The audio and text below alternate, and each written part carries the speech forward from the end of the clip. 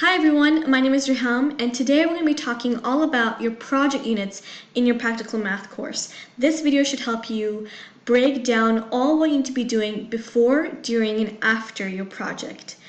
So you'll notice when you start your practical math course that after a few units, you'll have a whole unit dedicated to a project. So hopefully this video will help you out in gaining better knowledge on how to do those projects and not feel overwhelmed on those lines. Let's get started. So first off, what should you be doing to prepare for this unit or the project in general? One would be make sure you've done all your lessons. This includes unit tests and part twos leading up to the presentation. Why? Because this helps you come right on par with what the math course is trying to teach you. If you're behind in a few things, I would suggest doing them first and then your project when it's coming up, because it's gonna go over concepts and stuff that you may have not even done yet, but you'll have to go back and do them, because say you were behind in unit 1 and you had a project in unit 2, you can't just obviously skip over to unit 2 and do the project and not those unit 1 lessons. So definitely come on par with the presentation. That's one tip I can give you, because mismatching and doing this first and then finishing up lessons from the previous unit will just not help you, because there'll be some equations and concepts you would have learned during the past units leading up to this unit, and that will help you with your knowledge for this project. Number 2, go ahead and check with your teacher on what they think you should do prior to the project. You can always visit them in the study hall hours, message them on Skype or email, whatever they prefer, and try to ask them hey, what should I be doing in this unit? Do I need to work on this lesson, or what are your tips for me to do before? And they can give you some really nice tips on the things you need to be doing prior to the project or during the project in general. They can give you some amazing advice. They might even say, oh, students missed out on this part of the project, but make sure and do this, and they might give you those tips. So that definitely helps, and I would suggest doing that. So how exactly do you get started? This is very simple, but many people miss this out. I personally did as well. So this is some tip that I'm giving you guys, and you should make sure to follow it. Number 1 is to open the project lesson, and usually the first or second lessons have this materials bar in which it shows all the materials you need for the project. So go ahead and look around. It might be in the first lesson of the project unit or the second. You just have to look around and you'll just clearly see later on in the materials section, usually in the beginning of the lesson, what you need before the project or for the project. So you'll usually see a document and 2 PowerPoints plus an Excel sheet. Some projects use Excel sheets. It's not too much, don't worry about it. It's pretty simple, but they might have that. So remember to download all the materials that are required for this project, because those are actually going to help you more than anything for the project. So yes, there are going to be 2 PowerPoints and there'll be a Word document. This is for all of the projects you'll have, and some additional things might be there, for some presentations it might be an Excel sheet or something else, so remember to have those covered. Second, have these documents ready when you're starting the project, but obviously don't limit yourself to these materials only. There's so many other materials you can use. Your textbook will be your best friend. If you're missing out on a concept, you can always flip back and see what you need to do and stuff like that. Again, you can even use your teacher's recordings. They might have a recordings page that has all the recordings for that unit, and you can see what they think we should be doing, or even a recording on the project itself. So definitely check that out, or even talk to your teacher if you did something you don't understand. But your textbook will really help you with the quick key to how to answer a specific question or a specific concept or equation, stuff like that. So get those open. So these 2 PowerPoints, if I break it down for you, 1 PowerPoint will be a sample project, 1 PowerPoint will be your project. It's a template for you. And the third, the other document, which is a Word document, is an overview. We'll talk about those in a second. So one important tip, a really important tip I can give you guys, is to give yourself time. A project is not a lesson, it's not a quiz, it's not a test, it's really a variety of things. You want to give yourself enough time that if, say, you don't have enough time in one day, you have a span of a week to do it even. So don't limit yourself and don't rush yourself into it, because usually when you leave things to the last minute or the last week, it'll be really difficult to cram all the information in. Try your best to do your project before it's due, or even if it's overdue, try to do it within that time lapse. Like, give yourself a deadline of only a week, because that way you'll be able to finish the project. And if you miss out on a few areas, say you get a bad grade, I'm just giving an example here, you can always ask your teacher even after that to help guide you through it. Maybe you can resubmit it, who knows.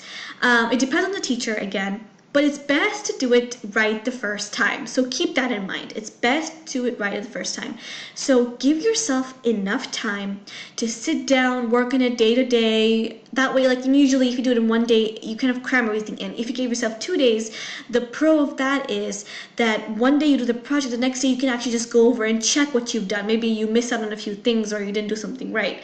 So spend your time wisely and give yourself time to do it, and don't rush it in a way that you only do it at the end of the deadline and not before. So that's one tip I can give you, and it's super crucial with all your courses, not just practical math. Okay, so how do you begin? Once you have all the required materials, the 2 PowerPoints and the overview and anything else that's required, take a look at the overview. A lot of us miss this part, but the overview actually has all the information regarding what you need to do, how you do it, and when to do it. This is like basically a sheet that has just everything you do for the project. You don't even need a teacher when you have an overview, but definitely see the overview and look through everything that needs to be done. Skim through it, look at what it's saying, highlight the information. I highlighted many of the information. I checked what they said about what to do first. So it gives so many tips. This is a big part of the project. I missed this part many times, and I regret it because it would have given me so much more information than what the presentation would have given me. Second, after looking at the overview, take a look at your sample project. Your sample project is basically going to be a sample, or it will give you a general idea what you need to do for the project, because it shows you what a sample student would do for their project. So definitely look at your sample project and see how it's done and what equations that person used and how its layout is.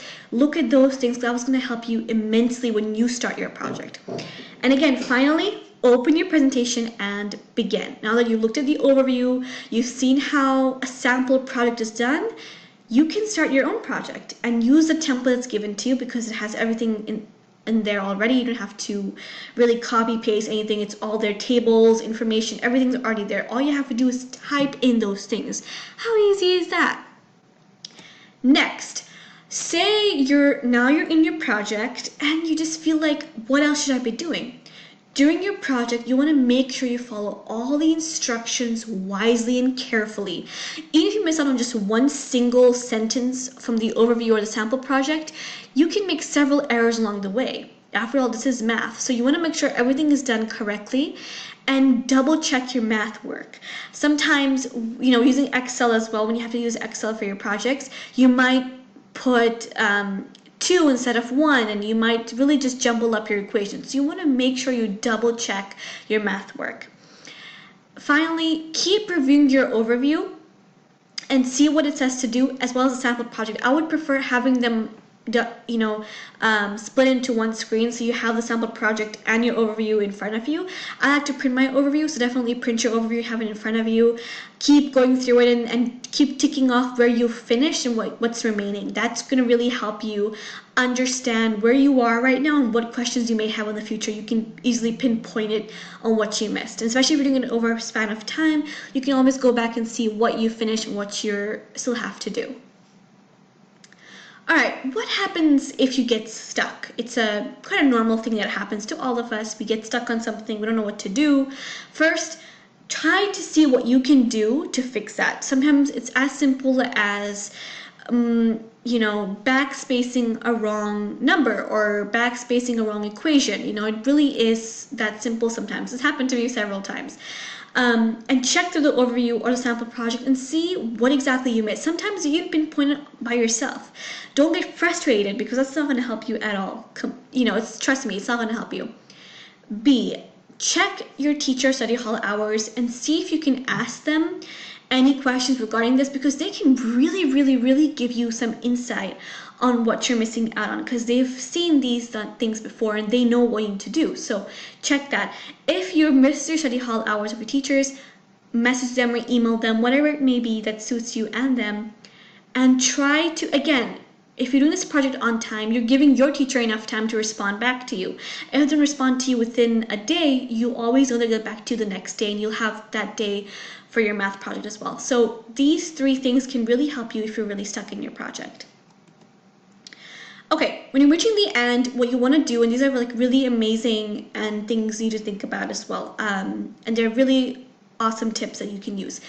First, before submitting, make sure you double check all the slides, because sometimes you may have deleted something or we didn't fill in something out, and all the information that you've written, especially when you write sentences and stuff like that, double check that. We can always make mistakes, and it's really important to do that. B, if you have any more concerns with your project, talk to your teacher. I can't stress enough on that, because I feel like teachers are so helpful, especially with math. When we get stuck, they can really help you understand that concept, okay?